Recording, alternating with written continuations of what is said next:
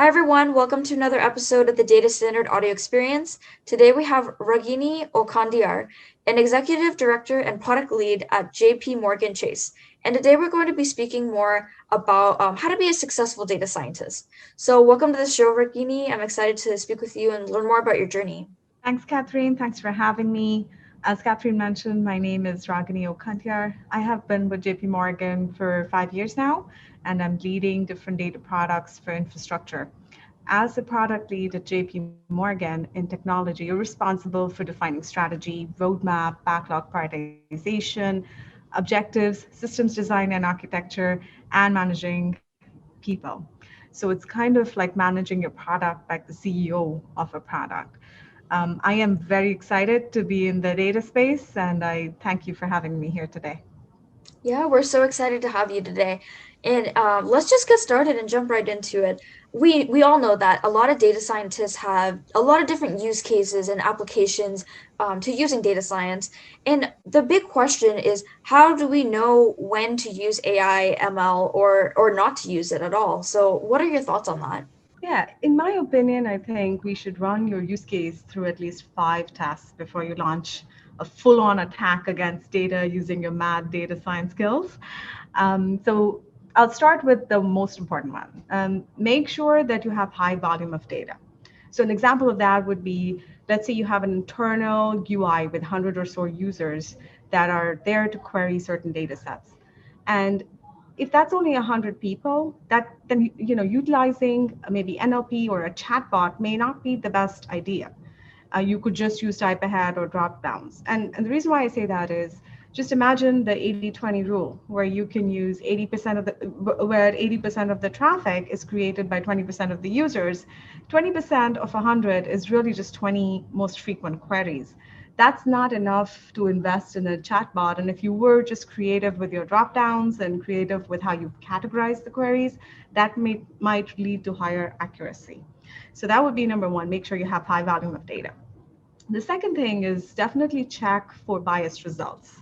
By that I mean, if the data isn't complete or not well curated, it can lead to bias in the training algorithm, and hence the data can be skewed in terms of results. A good example of that is Google's Flu View. This was launched in 2008, and the idea was to help predict the number of flu infections based on Google search data. This model was said to have not been performed very well. Specifically, in 2012, 2013, it predicted twice as many flu cases than in reality. Now, we don't know what exactly the model is, it's proprietary to Google, but we can speculate. And in my opinion, one of the factors could be the base data itself, because Google has a marketing model. Google Search's marketing model is to make sure that the data is personalized for you and there is enough context in the data.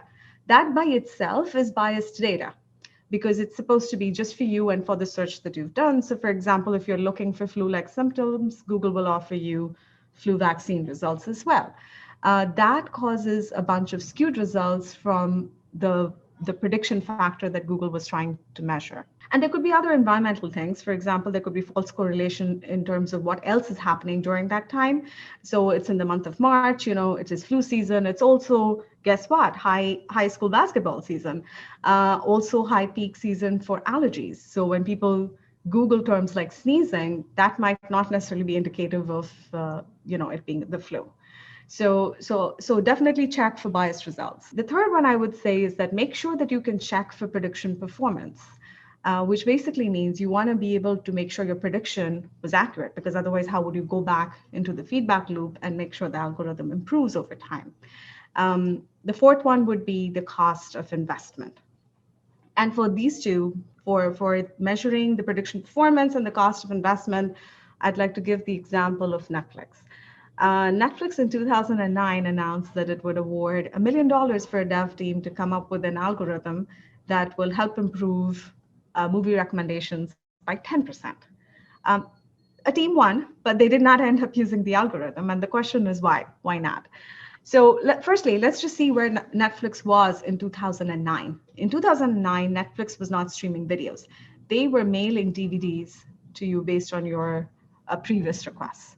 And the issue with this is that you can't actually measure the recommendation given out to the user was successful or not. Sure enough, you can do a user survey, but we all know that user survey have a less than 10% response rate. So with that low response rate, it's hard to measure if the recommended movie was actually something the user liked or they did not like, or did they just return the DVD back. Now with live streaming, they probably have more user telemetry, like does the user click on the recommendation, how long was did they watch the recommended video, what was the bounce rate. So there's probably much higher success rate. And secondly, they also announced that it was probably too much of an engineering cost to be able to go on with a full-on machine learning algorithm for something that's going to be just mail-in DVDs. So it's important to keep these two things in mind.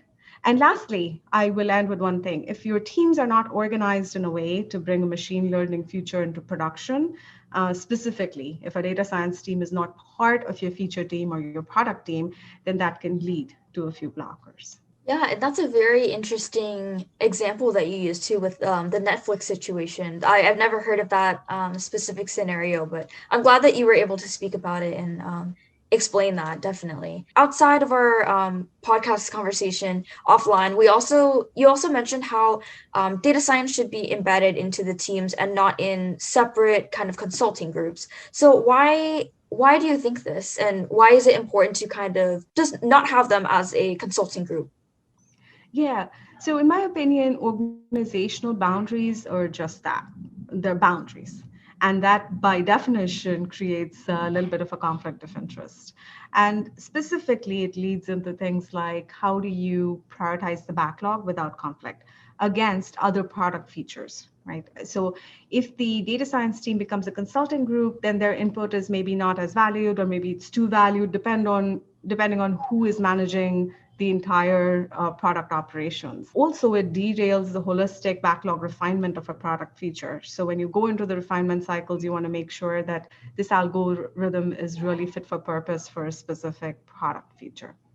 And most importantly, and this is going to be for all the data enthusiasts out there, is if you have an idea and you think that that idea can be solved with machine learning and it hit all your 5 check boxes and you got the funding to do it, the thrill of solving this problem and actually writing the code and delivering it into production and seeing users use this data, I think that's lost when you separate the consulting from the execution arm. I think they should be all together.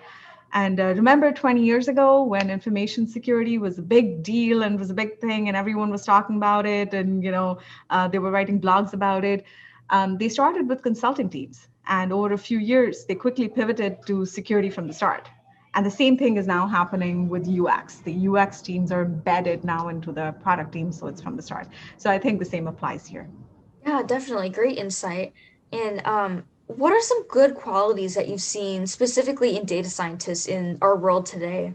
Yeah, thanks for asking that. I mean, if you do a Google search today and you say how to become a data scientist, you'll get the textbook version of it, which is make sure you have a strong math background, especially stats, programming language. Python is my favorite, but people use R as well. Make sure you have database query skills, SQL or the likes, and machine learning algorithms. Understand big data, Hadoop, Apache, Spark. That's all fantastic, and you can find lots of resources on the web to get that. You can even get certificates and courses on it. But the lesser known facts in my experience so far has been the general aptitude based skills. So, for example, being data curious, understanding the data coherence and the data outliers, and being absolutely curious about it matters. You have to want to deal with the data. You want to have to look at the data. The second thing is descriptive statistics, ability to perform good data sampling. And most data science experiments will start with descriptive statistics, and which basically is identifying the coefficient that summarizes the data set well. So if you don't know this well, your algo is obviously going to fail. And the next three are kind of tightly coupled, so I'll mention them together. Visualization of the data, being creative and creatively telling a story, that's important, and communication skills and influencing skills. The reason why this is important is, it seems to be cool to be in the data science space, But it's only ever successful if you can market it and you can tell your story and you can gain momentum and gain value for that from your stakeholders. So being able to do that with visualization, good numbers, build a good storyline and be able to convince the audience that this is a good use case, I think really enables your cause. And most importantly, and I know I'm mentioning it in the end, but it's really the number one thing, you must be the subject matter expert in your domain. You must have the domain knowledge. Whatever data you're looking at, you must know what that data is for and how it's ever going to be used. Yeah, and you brought up a very interesting thought also. I have this conversation with a lot of past guests on the show, and they talk about the idea of either being a generalist or an expert within the field. And some people, I've had a mixed opinions on both sides, saying one is better than the other. But what are your thoughts on that? Because I know you had mentioned that the person should be an expert in their field. Do you think that is better than being a generalist as a data scientist within any company? So I have a view which is somewhat in the middle. I feel like you need to know the area, but you need to be a subject matter expert in the data. So let's say you're in electronic trading area and you're trying to run a learning algorithm for trades.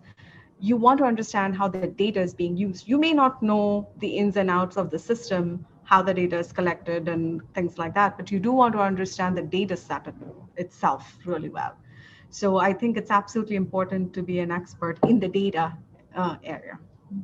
Yeah, definitely.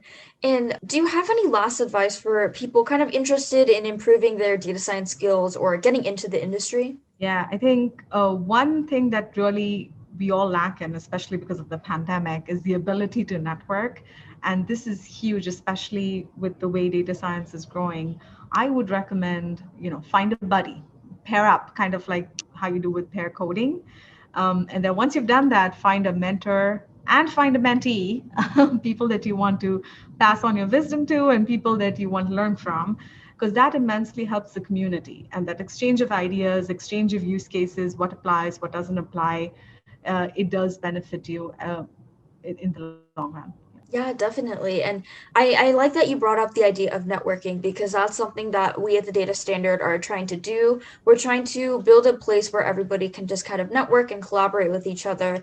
And just so everyone can connect with each other on LinkedIn during this time of the pandemic, since a lot of networking events, in-person networking events have been kind of canceled.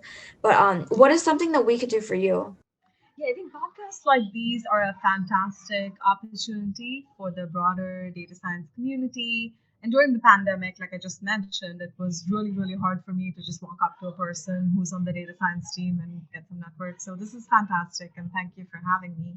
I think more personally, I am interested in the women data science stream or channel. So if you have anything specific to that, I would be very interested in signing up and listening to it. And I would love to be connected with the data enthusiasts. Yeah. Yeah, and thank you so much for being on our show today, Ragini. Such a pleasure to have you. And to our audience, for more information on the Data Standard, you can find us at www.datastandard.io, as well as on our LinkedIn and YouTube channel. So thank you so much for joining us today. Thank you.